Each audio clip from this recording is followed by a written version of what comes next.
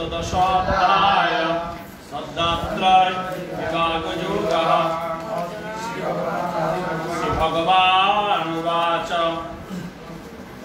আমাদের আজকে শেষের 8টি শ্লোক পাঠ হবে।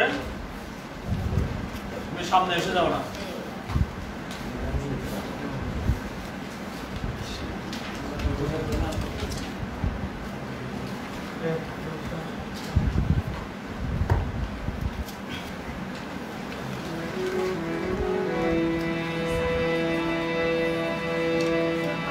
আমরা সপ্তদশ অধ্যায়ের ১বিংশ শ্লোক থেকে পাঠ করব শেষ অংশটি।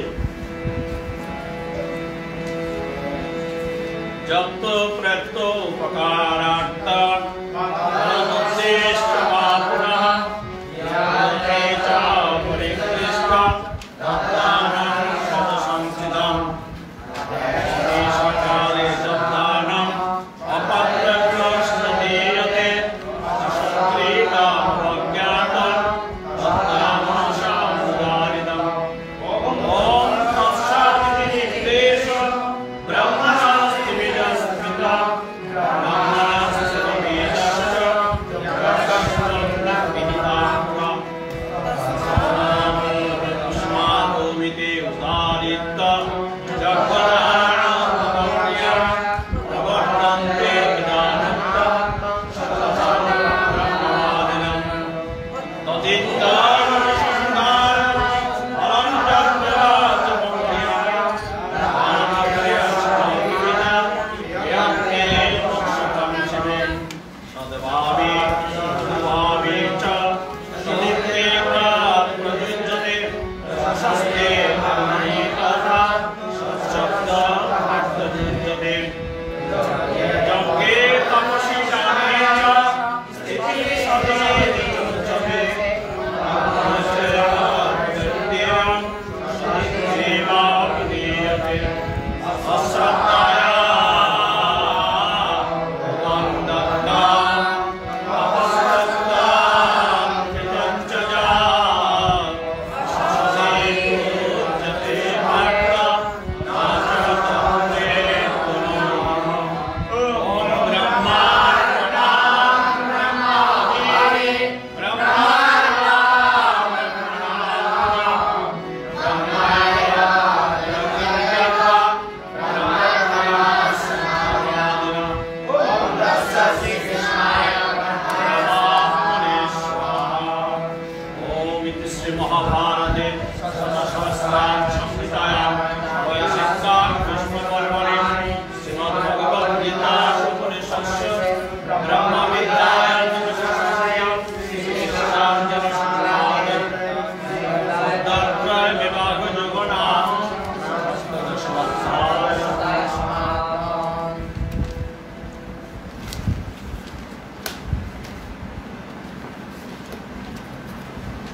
ওম নমো ভগবতে বাসুদেবায়। আমরা শ্রীমদ্ ভগবদ গীতার সপ্তদশ অধ্যায়ের শেষ অংশটি আবৃত্তি করলাম এবং আমরা এখন ভগবানের কথা আস্বাদন করব। আমাদের আজকের অনুষ্ঠানে সন্ত মণ্ডলী এবং বালক আশ্রমের বালকবৃন্দ এবং আমদানি যারা আছেন ভক্তদের সকলকে স্বাগত জানাই।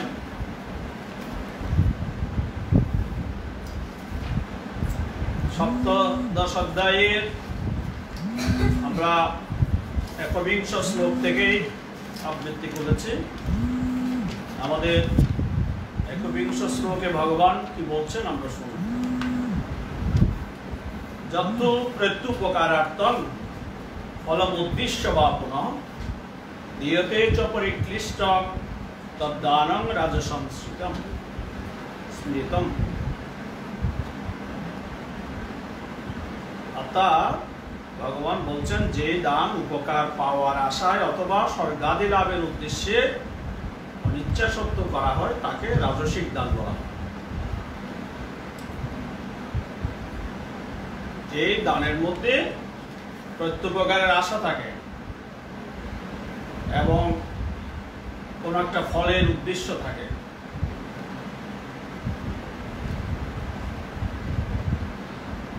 এবং পরিণামে যাদেরকে দান করা হয় তাদেরকে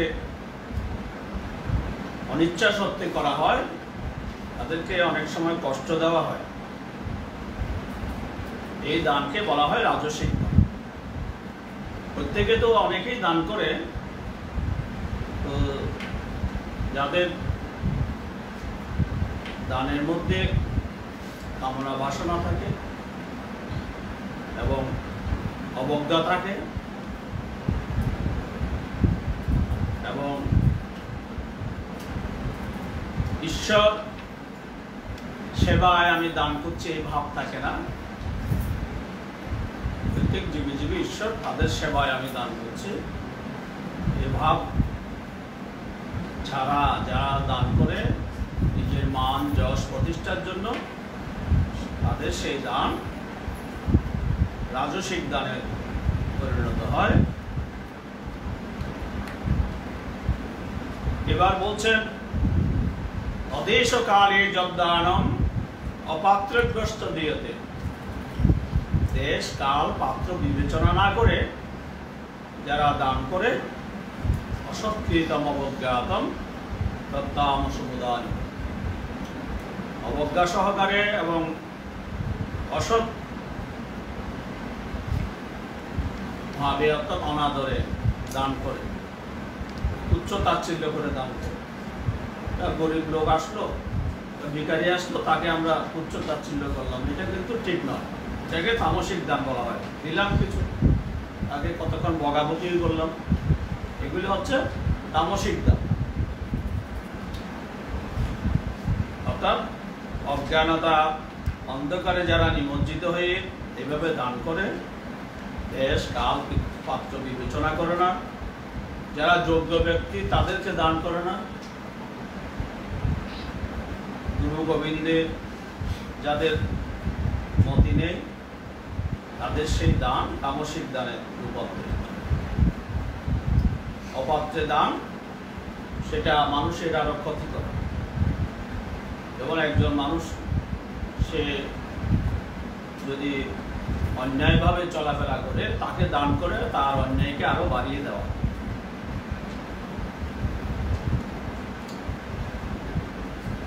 ওম তৎসদিতি নির্দেশ ব্রাহ্মণস্তে বিদস্মৃত ব্রাহ্মণাস্তান বেদাশ্চ যজ্ঞাশ্চ বিহিতা পুরা। বলছেন ওম তৎসদ এই তিনটি শব্দ পরমাত্মার নাম। যেমন আমাদের স্বামী ব্রহ্মানন্দ পরমহংসদেব বলেছেন ওম তৎসদ তার গোপনীয় নাম।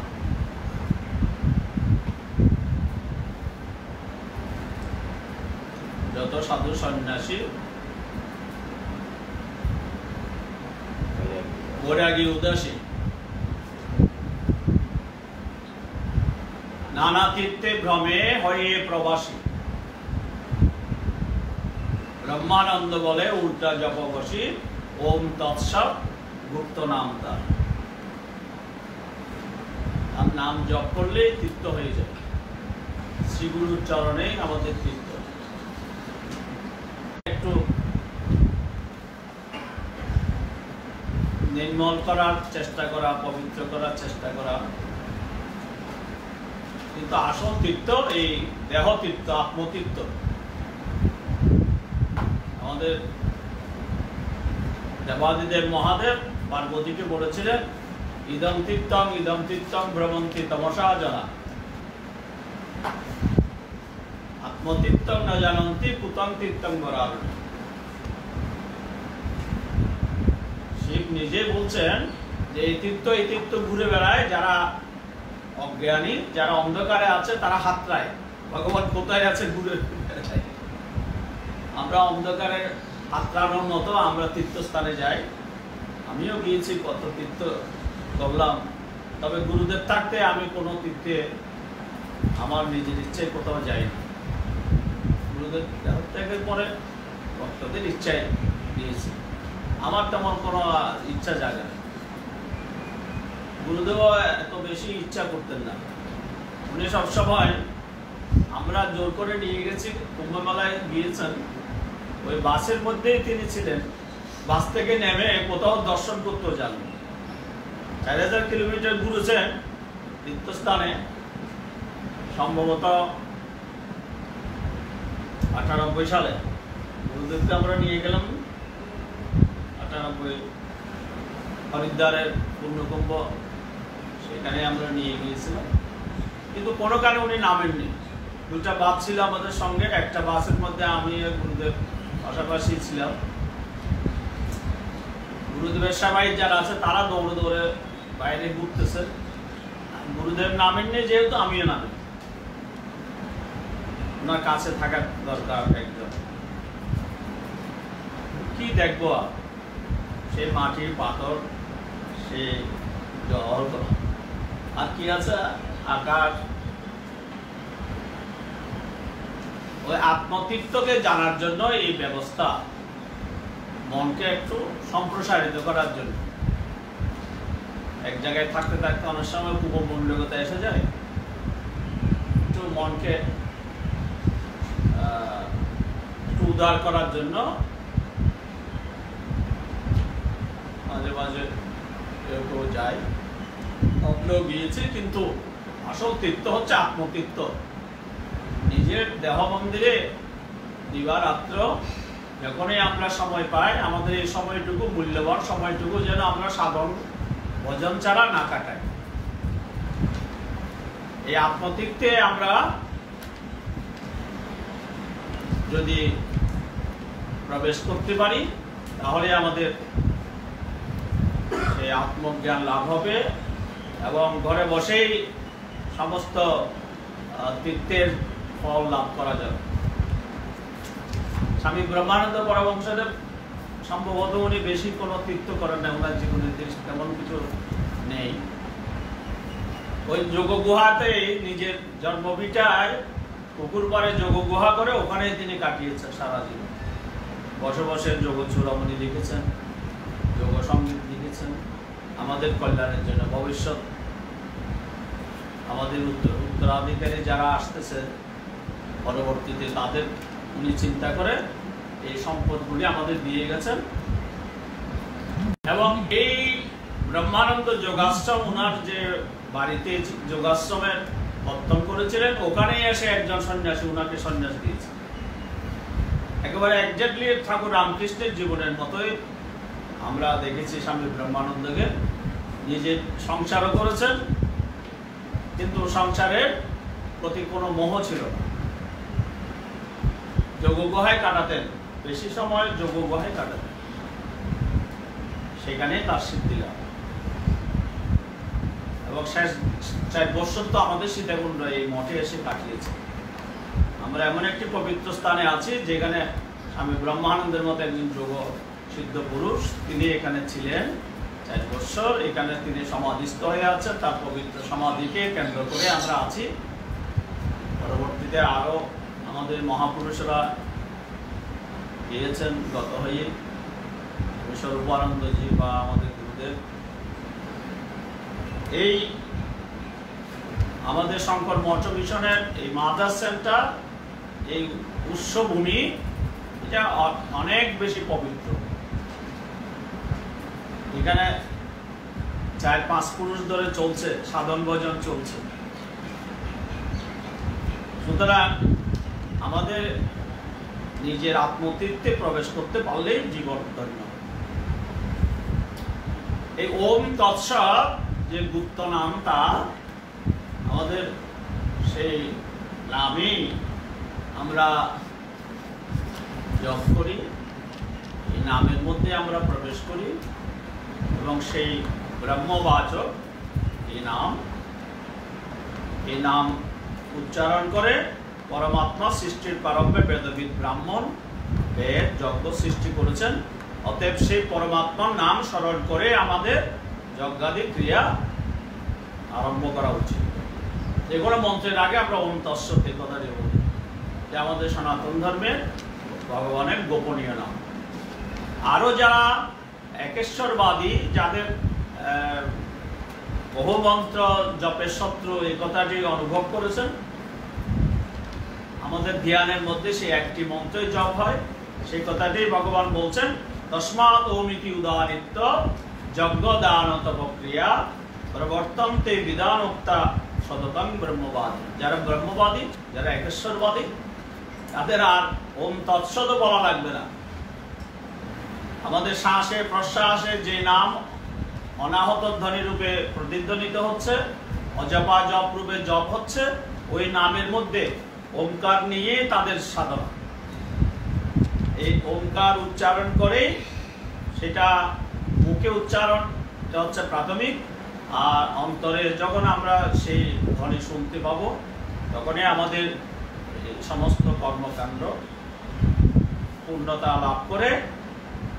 এই ওম একটি মন্ত্র উচ্চারণ করে যজ্ঞ দান তপস্যা সমাপন করেন যারা ব্রহ্মবাদ, যারা একেশ্বরবাদ। এবং আমি আমার গুরুদেবকেও দেখেছি যে তিনি একটি মন্ত্রে দীক্ষা দিতেন বেশি সময়। ওনার আমি যখন প্রথম এসেছি দেখেছি উনি ওই শুধু প্রণব মন্ত্রে দীক্ষা দিতেন। অনেকে এই মন্ত্রটা যেহেতু শ্বাস প্রশ্বাসের জপ, এটা বুঝতে পারতো না। মাঝখানে সেই প্রণব মন্ত্র সাথে আমি বললাম যে বাবা, এরা করগুণে জপ করতে চায়, মালা জপ করতে চায়, একটু তৎসত্তা যোগ করে দেন। এবং এটা আগে প্রচলিত ছিল স্বরূপানন্দজির আমলও, এবং এই বিষ মন্ত্রটাই প্রচলিত ছিল। গুরুদেব বলেন যে না, অসুবিধা নেই, এটা আমাদের ছিল পরম্পরা, তবে মূল তো একটাই ও। এবং এই নামটাকে প্রত্যেকদিন আমরা যদি নিয়মিত শ্রীসন্ধ্যা এবং তস্মাৎ সর্বেষু কালেষু যদি এই নামটাকে আমরা মনে রাখতে পারি, কোনো বিপদ আপদ, কোনো সমস্যা যায় আসুক, কিছুতেই তোমাকে আটকাতে পারবে। এটা যারা এই জপের মধ্যে থাকে তারা পূর্ণ বিশ্বাস তাদের মধ্যে আসবে, তাদের আর কোনো ভয় থাকবে না, কোনো দ্বিধা থাকবে না। যত বড় সমস্যাই আসুক এই নামের গুণে কেটে, যত বড় বিপদই আসুক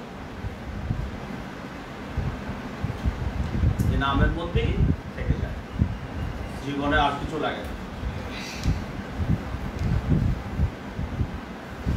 তদিত্যনভিসন্ধায় তৎ ইতি অনভিসন্ধায় ফলং যজ্ঞ তপক্রিয়া জ্ঞান ক্রিয়াশ্চ বিবিধা ক্রিয়ন্তে মোক্ষকাঙ্ক্ষী।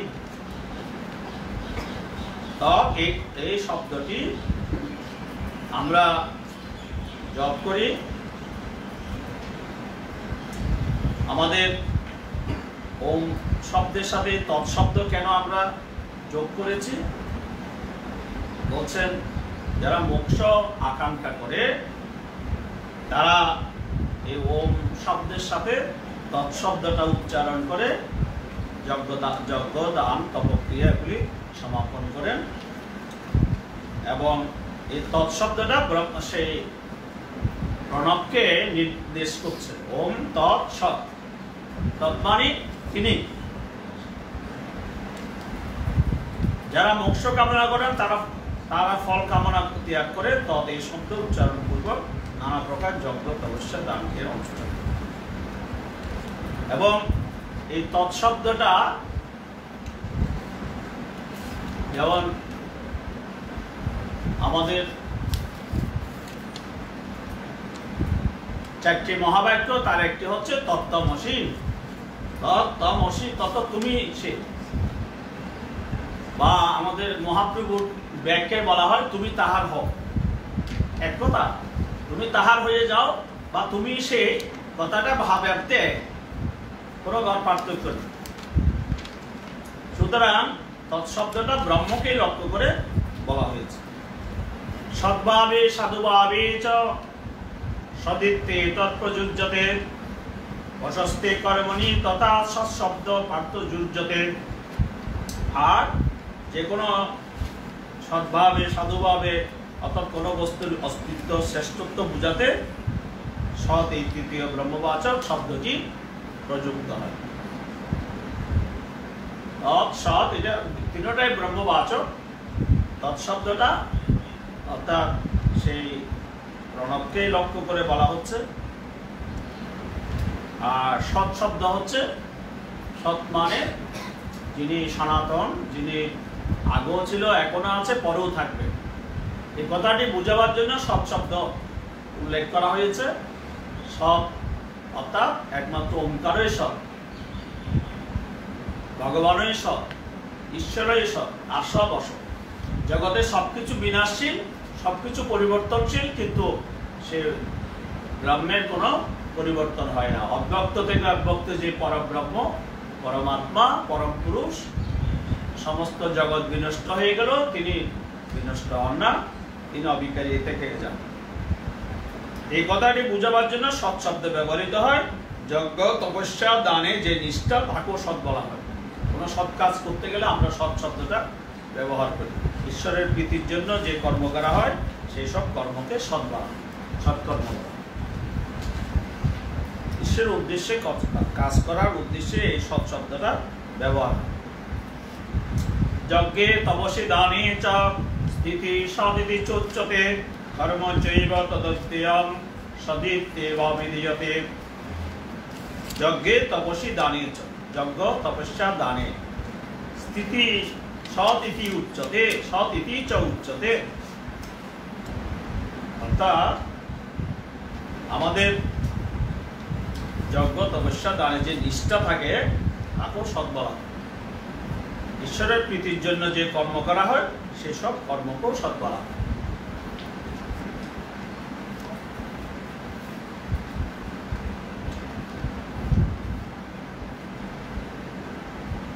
ভগবান এবার শেষ শ্লোকে এসে শ্রদ্ধার্থের বিভাগ যোগের কথা সমাপ্ত করলেন। একটি কথা তিনি আমাদেরকে জানিয়ে দিলেন, অশ্রদ্ধয়া কুতং দত্তম তপস্তপ্তম কৃতং যজ অসতিতি উচ্যতে পার্থ ন তৎপ্রেত্যন ইহ।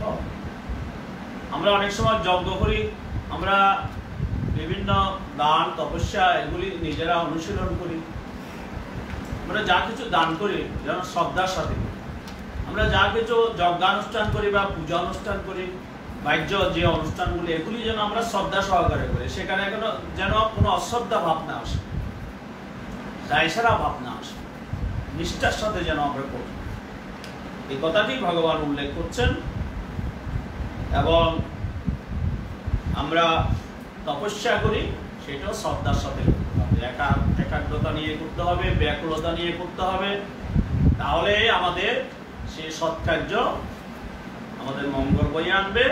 আর যারা অশ্রদ্ধা সহকারে দান করুক, যজ্ঞ করুক, তপস্যা করুক, অর্থাৎ যারা দায়সারা ভাবে করবে, ভাবের ঘরে কোনো ঠিক থাকবে না, মনে স্থিরতা থাকবে না, ভাবের ঘরে চুরি থাকবে, এক কথায় তাদের জীবনে ইহকাল নেই, পরকাল নেই। সুতরাং আমরা যারা আহমে আছে তাদেরও এই কথাগুলি আমাদের স্মরণ রাখা উচিত। এবং আমরা যারা আশ্রমবাসী আছে আমাদের তো আরো বেশি স্মরণ রাখা উচিত। আমাদের জীবনে যেন কোনো কারণেই অশ্রদ্ধা ভাব না আসে, এই সমস্ত সৎকর্ম, উচ্চ তাচ্ছিল্য ভাব না আসে। আমরা অনেক সময় যজ্ঞের মধ্যে বাঁ হাতে অনেক কিছু হ্যান্ডেলিং করি, বাম হাতে দেওয়া, যেমন আহুতি দেওয়া নিষেধ, দুই হাতে আহুতি দিতে হয়, সেই কথা অনেক সময় ভুলে যায়। ঠিক ঠিক আমরা করতে চাই না, শ্রদ্ধাটা রাখতে চাই না। এগুলি আমাদের সবসময় মনে রাখতে হবে, এগুলি আমাদের অকল্যাণ, নিজেদেরই অকল্যাণ। আমরা জগতের কল্যাণে কাজ করি, কিন্তু পরোক্ষভাবে এগুলি করতে গিয়ে আমরা নিজেরই অকল্যাণ করি। তার জগতের কল্যাণ হবে কি করে? সুতরাং আমরা আজকে শ্রদ্ধার্থ বিভাগ যোগে এই কথাটি খুব গুরুত্বপূর্ণ কথা ভগবান বলেছেন যে অশ্রদ্ধা সহকারে কিছু করতে নেই। না করতে বললে না করো, কিন্তু যা করবে শ্রদ্ধার সাথে করবে। আর যদি শ্রদ্ধার সাথে করতে না পারো তাহলে সেটা অসৎ কার্যে রূপান্তরিত হবে। ভালো কাজ করতে গিয়ে সেটা আরো উল্টো ফল হবে, অকল্যাণ হবে। সুতরাং আজকে এই শ্রদ্ধার্থ বিভাগ যোগে আমরা ভগবানের এই গুরুত্বপূর্ণ কথাটি শুনে আজকে আজকের পাঠ এখানে সমাপ্ত করছি। ওম নমো ভগবতে বাসুদেবায়। আমাদের বিবেক চূড়ামণি থেকে আমরা একটি শ্লোক প্রতিদিন চর্চা করি। আচার্য শঙ্কর তিনি আমাদের কি বলছেন 108 নম্বর শ্লোকে, অব্যক্ত নাম্নী পরমেশ শক্তি অনাদি অবিদ্যা ত্রিগুণাত্মিকা পরা কার্যানুমেয়া সুদীয়ৈব মায়া জয়া জগৎ সর্বমিদং প্রসূয়তে। এই শ্লোকে আচার্য শঙ্কর বলছেন মায়া বা অবিদ্যা ব্রহ্মের শক্তি। মায়াকে অব্যক্ত বলা হয়। এই মায়া অনাদি ত্রিগুণাত্মিকা, সত্য রজ তম, এই 3 গুণ সমন্বিতা, কারণ স্বরূপ। বিজ্ঞ ব্যক্তি মায়ার জগৎ সৃষ্টির কাছ থেকে এর অস্তিত্ব অনুমান করে। এখানে মায়ার কথা বলছেন, শাস্ত্রকার ব্যাখ্যা করছেন স্বামী রূপেশ্বরানন্দ মহারাজ বলছেন, অব্যক্ত নাম্নী পরমেশ শক্তি অনাদি অবিদ্যা ত্রিগুণাত্মিকা পরা মায়া এবং মায়া পরমেশ্বরের শক্তি। অব্যক্তের নাম মায়া অনাদি, সত্য রজ তম, এই 3 গুণ সমন্বিতা এবং কারণ স্বরূপ।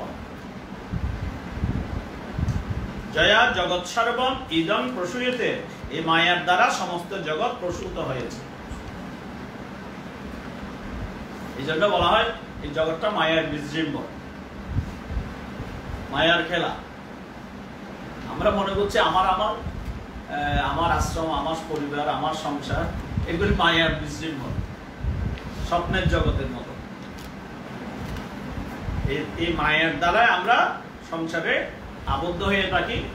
আবার এই মহামায়ার কৃপা হলে আবার আমরা মুক্তিও পেয়ে থাকি। চণ্ডীতে আমরা দেখেছি সে অব্যক্তা পরা প্রকৃতি, তিনি অনাদ ব্রহ্মের শক্তি হিসাবে কাজ করেন। সূর্যের আলো যেমন তেমন ভাবে কাজ করে।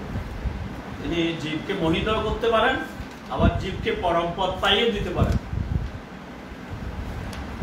সুতরাং এই মায়াকে আমরা মহামায়া রূপে তার আরাধনা করে এই সংসার বন্ধন থেকে মুক্ত হতে পারি। এই মায়ার দ্বারা জগৎ প্রসূত হয়েছে। সুদিয়া কার্যানুমে মেয়া এবং বিজ্ঞ বিচক্ষণ ব্যক্তিরা মায়ার কাজ দেখে আর অস্তিত্ব বুঝে থাকে। সর্বভূতে মায়ার সে ছলনা তারা বুঝতে পারে, এই জন্য এগুলিতে মোহিত হয় না। কিন্তু সাধারণ মানুষ যে মায়ার ছলনা বুঝতে পারে না,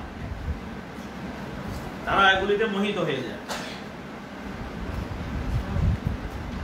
কোন কাজ থেকে আমার মায়ার অস্তিত্ব অনুমান করা হয়? বিশ্ব সৃষ্টির কাজ। বেদান্ত মতে নির্গুণ নিরাকার ব্রহ্ম তার অনির্বচনীয় মায়া শক্তির সাহায্যে এই সৃষ্টি কার্য সম্পন্ন করেছেন। অবশ্য সৃষ্টি মানে আমরা বুঝি যা অব্যক্ত ছিল তা ব্যক্ত হলো। সৃষ্টির পূর্ব অবস্থায় প্রকৃতির 3 গুণ সত্য রজতম সাম্য অবস্থায় থাকে। এই সাম্যের মধ্যে বিক্ষেপ উপস্থিত হলে সৃষ্টি কার্য শুরু হয়ে যায়। 3টি গুণ তখন ভাগ হয়ে গিয়ে পরস্পরের সঙ্গে নানাভাবে মিশে যা অব্যক্ত ছিল তাকে ব্যক্ত করতে থাকে। তাই মায়াকে বলছেন অব্যক্ত নাম্নী পরমেশ শক্তি। এই মায়া কিন্তু সাংখ্যের প্রকৃতি নয়। সাংখ্য দর্শন অনুযায়ী শুদ্ধ চৈতন্য পুরুষের থেকে জড় প্রকৃতি আলাদা। বেদান্ত মতে মায়া ব্রহ্মের শক্তি, অভিন্ন, ব্রহ্ম থেকে অভিন্ন।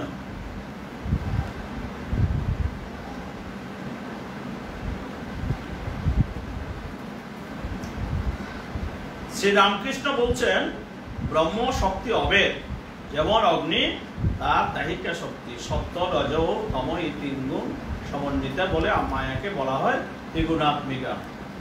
মায়া কোনো ইন্দ্রিয়গ্রাহ্য বস্তু নয়। মায়াকে কোনো সংজ্ঞা দিয়ে নির্দেশ করা যায় না। যে বিবর্তনের মধ্যে দিয়ে এই জগতের প্রকাশ হয়, সেই সব পরিবর্তন আর পরিণামের কারণস্বরূপ এই মায়া। মায়াকে অনাদি অবিদ্যা বলা হয়। অবিদ্যা কারণ মায়ার প্রভাবে মানুষ নিজের ব্রহ্মস্বরূপ বিস্তৃত হয়। আমার আত্মাই স্বরূপত ব্রহ্ম, এটা ভুলে গিয়ে দেখা দিতে আত্মবুদ্ধি করে জন্ম মৃত্যুর চক্রে বাঁধা পড়ে। সত্যকে আবৃত করে এই ভুল দেখানো অবিদ্যা বা মায়ার কাজ। এই অবিদ্যা কবে এসেছে, কেন এসেছে তা কেউ জানে। ঈশ্বর এবং তার মায়া দুটি অনাথ। ঈশ্বরের মায়ার দ্বারাই জগৎ সৃষ্টি করেছে। মায়া যা আসলে কি তা সঠিকভাবে কেউ বলতে পারে না। মায়াকে তাই অনির্বচনীয় বলা হয়।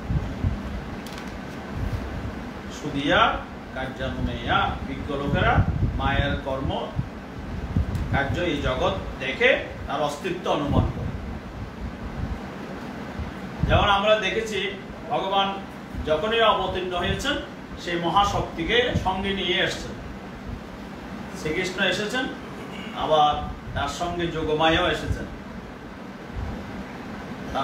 তার লীলাকে সম্পূর্ণ করার জন্য। এই যোগমায়ার বলে তিনি কংসের কারাগার থেকে গোকুলে চলে গেলেন, আর যোগমায়াকে নিয়ে আসলেন কংসের কারাগারে বসুদেব। আর সেই কংসের কারাগার থেকে যখন কংস তাকে বধ করতে চাইল, তিনি সূক্ষ্ম দেহ নিয়ে চলে গেলেন, আকাশবাণী করলেন যে তোমাকে বদিবে যে গোকুলে বাড়িছে। সুতরাং একটি ব্রহ্ম এবং তার মায়া শক্তি অভিন্ন, সবসময় একটা জগতের এই লীলা পরিগ্রহ করার জন্য মায়াকে অবলম্বন করে তিনি কাজ করেন। আমরা যেন সেই কথাটি উপলব্ধি করতে পারি। আচার্য শঙ্কর আমাদেরকে এই জন্যই রিমাইন্ডার দিয়েছেন, সবসময় অ্যালার্ট করছেন যে তোমরা এই কথাগুলি যেন মনে রাখতে পারো, তাহলে তোমরা আত্মশক্তি অর্জন করবে এবং জীবনে আনন্দ পাবে। ওম নমো পরমাত্মা।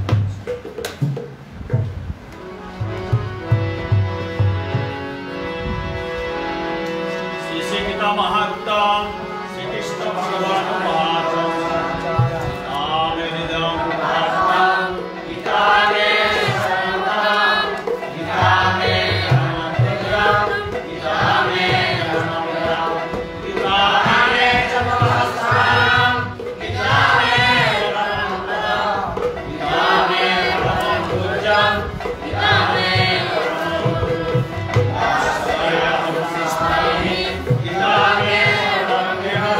Gita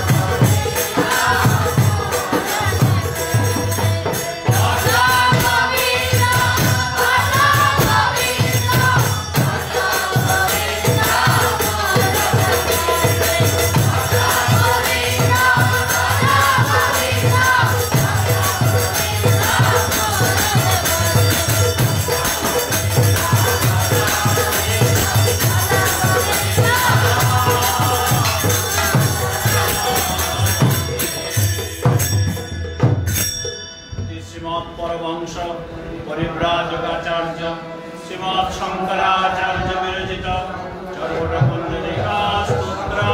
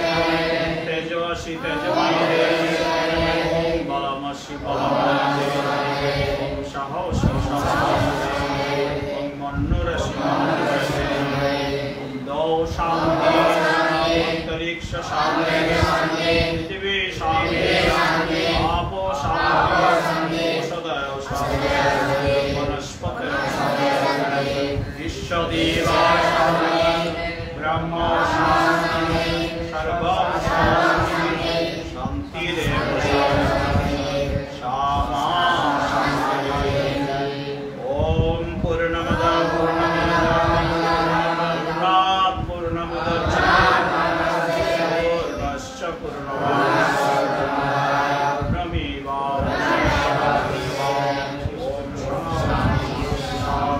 शान्ति।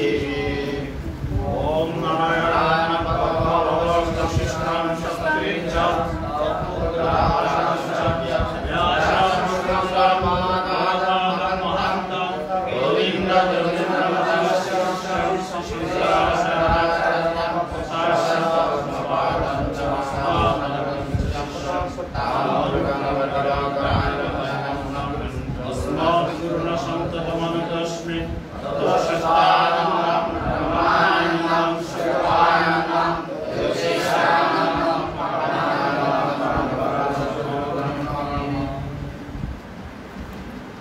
ओम